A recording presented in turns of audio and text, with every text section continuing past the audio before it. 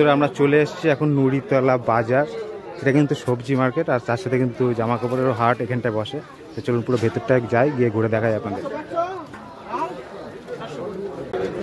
তো বন্ধুরা, এই নুড়িতলা বাজার কিন্তু এই জামা কাপড়ের হাটও বসে, সাথে কিন্তু পুরো সবজির বাজার। খুব সস্তায় কিন্তু সবজি এখানটা পাওয়া যায় এই নুড়িতলা বাজারে। এবং আজকে মঙ্গলবার এই হাটের দিন চলে এসেছি। 10 টাকা বান্ডিল।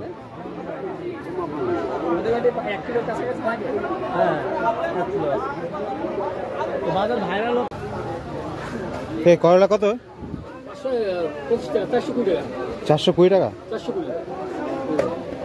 তো দেখি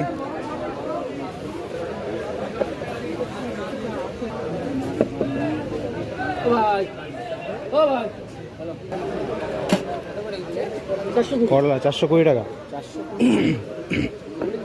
করলা করলা করলা আর মশলা ভরে করবো।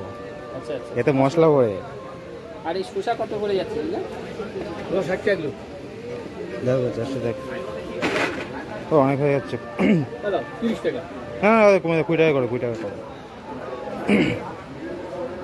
এগুলো গন্ধ আসছে না? এগুলো কি লেবু? এ কত করে পিস? 2 15 3 20। এই এসব কত? এসব 30 টাকা কিলো। তো বন্ধুরা 30 টাকা কিলো এসব কিন্তু পাওয়া যাচ্ছে এখানে। এগুলো 30।